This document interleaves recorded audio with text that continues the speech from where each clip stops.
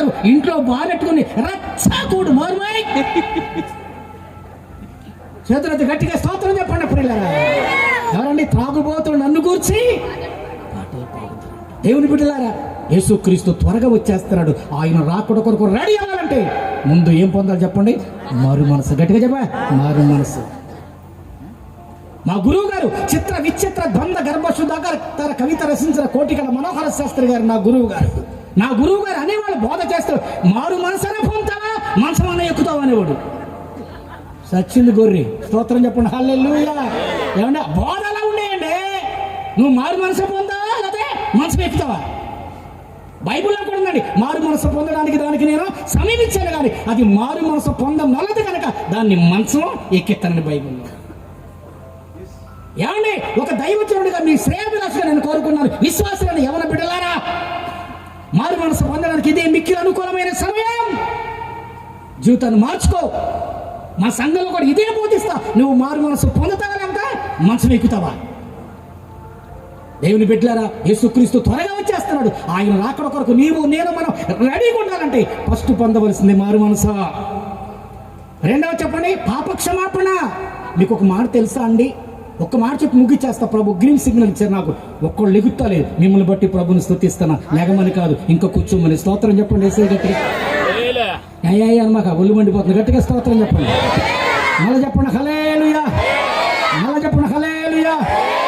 అది సార్ పాప క్షమాపణ ఏంటంటే, ఇద్దరు ప్రార్థనకి వెళ్ళాడు. ఒక ఆయనేమో మందిరంలో కూర్చున్నారు, ఒక ఆయనేమో బయట నిలబడ్డాడు. మందిరంలో కూర్చున్న అతనేమో దప్పు కొట్టుకున్నాడు, బయట నిలబడిన వాడు రొమ్ము కొట్టుకున్నాడండి. స్తోత్రం చెప్పండి హల్లెలూయా. వారమునకు 2 సార్లు ఉపవాసం ఉన్నాడు. డప్పు డప్పు,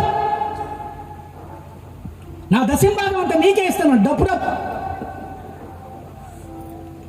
ఈ సొంకర వల్ల కానందుకు నీకు స్తోత్రం. డప్పు డప్పు, ఇది కొట్టుకునేదో డప్పు. సొంకరి తగ్గింపు కదా, రొమ్ము కొట్టుకున్నాడా? స్తోత్రం హల్లెలూయా.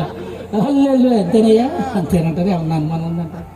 ఏమన్నా అనుమానం చెప్పండి సార్, నేర్చుకుంటాను మీ దగ్గర కూడా. నాన్నగారు ఏమన్నా పరిచయుడు డప్పు కొట్టుకున్నాడు, సొంకరి రొమ్ము కొట్టుకున్నాడు. చేతులెత్తని గట్టిగా స్తోత్రం చెప్పండి. గట్టిగా స్తోత్రం చెప్పండి. దేవా పాపిని నిన్నాశ్రయించాను, ప్రేమ చూపించి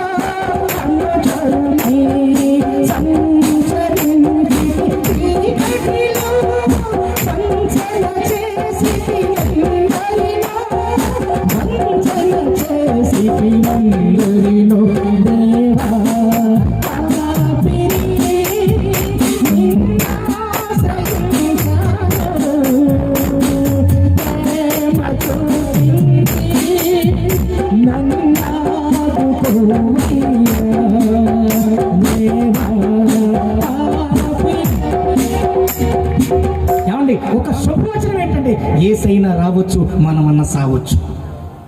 హలో, అవునా కదా చెప్పండి? బైబిల్లో ఉంది, ఒకానొక పట్టణానికి వెళ్ళి వ్యాపారం చేయదుని కొంత లాభము సంపాదించుకుందామని చెప్పుకున్న వాడ రేపేమి సంభవించునో నీకు తెలియదు. నీ జీవము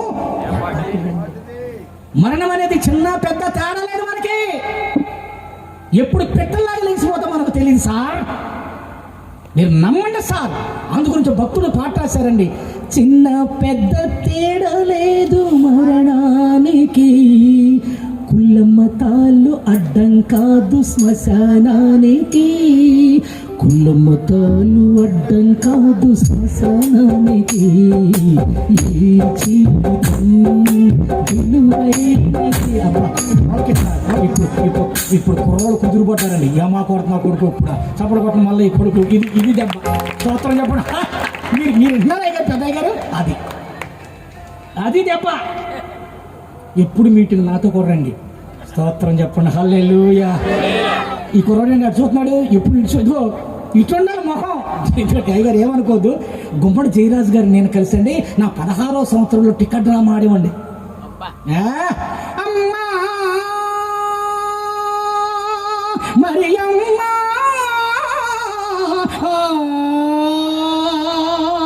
అని అప్పుడు వయసులో ఎత్తుకుంటే ఆర్మీ మినిస్టర్ అబ్రహాం గారు అన్నాడు, ఒరే మసోడా రీడ్స్ లేవురా, రీడ్స్ అంటే ఎక్కడో ఎత్తుకున్నావు అమ్మా అవి రావు కనుక నవ్వుతూ కూర్చున్నాడు. రావు స్తోత్రం చెప్పండి, రావు కొడుక స్తోత్రం స్తోత్రం చెప్పండి. ఈసారి గట్టిగానండి, గట్టిగా స్తోత్రం చెప్పండి. అది ఏమనదు. ఇప్పుడు నాతో కలిసి మీరు విద్యవాడు ఉన్నాడు, నేను ఏ పిచ్చిలో ఉన్నాను అంటే ఏ స్పీడ్లో ఉన్నానో నా కూతురు ఇద్దరు కూడా అదే స్పీడ్లో వాక్యం చదవాలి. ఎందుకంటే నేను తామర పట్టుకున్నా ఏమండి వాడిని కథానాయకుడిని, మీరిద్దరు నాకు వంతలో. నేను ఏ స్పీడ్లో ఉంటే మీరు ఆ స్పీడ్లో ఉండాలి.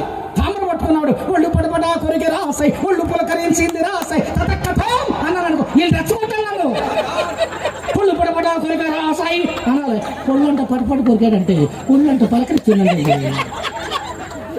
వీళ్ళు జీవితంలోకి స్టేజ్ ఎక్కరు. అమ్మా అన్నారమ్మా స్తోత్రం చెప్పండి. గాడ్ బ్లెస్ యు తల్లి, స్తోత్రం చెప్పండి. ఏసైకి ఏసై స్తోత్రం. వీళ్ళిద్దరు నువ్వే నన్ను పిలిచే పాడుమోకుందని అనుకున్నారు వీళ్ళిద్దరు. అమ్మాయి ఒక మాట, కత్తి పట్టుకుని యుద్ధం చేసేవాడికి జీతం ఎంతో సామానుడు దినిచిన వాడు కూడా అదే జీతం అండి. ఇప్పుడు 20 మందిని కనుక ఊడిపోయి మేస్త్రి గారు తీసుకెళ్ళద్ది, ఒక ఉసూరు మొహం దాన్ని సింపుడు చుట్టు దాన్ని ఎక్కడ టిఫిన్ దగ్గర కాపలా పెడతారు, అది ఓడదు. ఓ సోమ మొహం ఉంది, 200 ఇస్తారనుకోండి. ఈ